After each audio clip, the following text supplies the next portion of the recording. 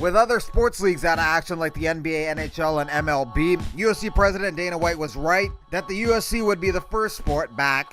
They return on Saturday for the UFC 249 show headlined by Tony Ferguson versus Justin Gaethje. The show will be in front of 0 audience members from the general public. The UFC did this for the first time for their last show on March 14th in Brasilia when Charles Olivera defeated Kevin Lee in the main events. Tony Ferguson has won 12 fights in a row, but he still hasn't fought for the title. This fight will be for the interim belt, which he already won in the past. Justin Gaethje's last 10 fights have ended in stoppage. His last 3 victories were all first-round KOs or TKOs. If this fight with Ferguson goes into the 5th round, this will be a new experience for Justin. The longest he's ever fought is when he took on Dustin Poirier and made it 33 seconds into the 4th round. Tony Ferguson has gone the full 25 minutes one time.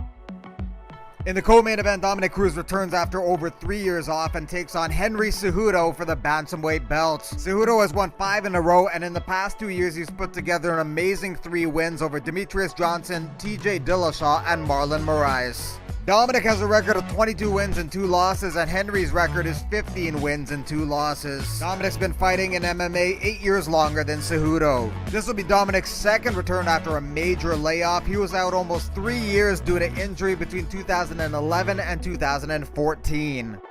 Also on the main card is Francis Ngannou versus Jairzinho Rozenstruik. Rozenstruik has 10 wins and no losses in his MMA career, and 9 of those 10 wins are by KO. Ngannou is one of the most devastating strikers in the sport. 10 of his 14 wins are by KO. In his last 3 fights, he put away Curtis Blades in 45 seconds, Cain Velasquez in 26 seconds, and then beat Junior Dos Santos in 1 minute and 11 seconds. Rozenstruik's typically a quick finisher himself. He has a 9-second KO over Alan Crowder, and then a 29-second KO over Andrei Arlovsky. But then he also showed that he can finish fights in the last moments, as he stopped Overeem in his last fight with just 4 seconds left in the 5th and final round. Jeremy Stephens and Calvin Kattar compete in what should be a very entertaining stand-up battle. Kattar's last 3 wins have been KOs or TKOs, and 19 of Jeremy's 28 wins are by KO. This will be Jeremy's 47th fight in MMA. He's been competing since 2005. Kattar's been competing since 2007 and has 24 fights. Kattar's ranked number 9 and Jeremy's ranked number 7. But Jeremy's record in the UFC hasn't been great. He only has 5 wins in his last 14 fights, but he has fought a lot of tough guys during that period, like Aldo Zabit, Yair, Edgar, Holloway, and Olivera.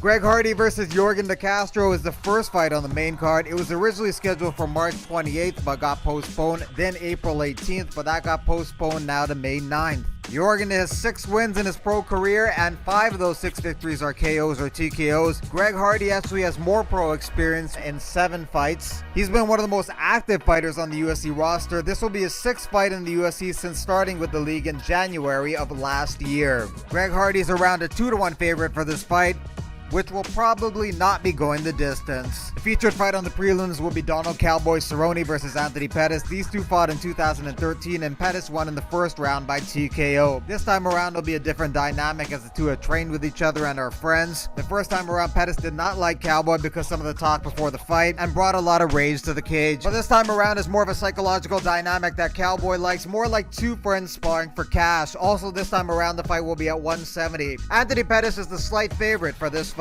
Alexei Oleinik and Fabricio Verdum compete on the card. Amazingly, this will be Alexei's 73rd MMA fight. If the fight hits the ground, it'll be very interesting. Both are submission specialists, and Oleinik has 46 subs on his resume. Stylistically, the odds maker favor Verdum. He's around a 3-1 favorite, but he's coming off a 2-year layoff and was suspended for 2 years for a banned substance. How he performs now remains to be seen. While Verdum was off for 2 years, Oleinik fought 5 times.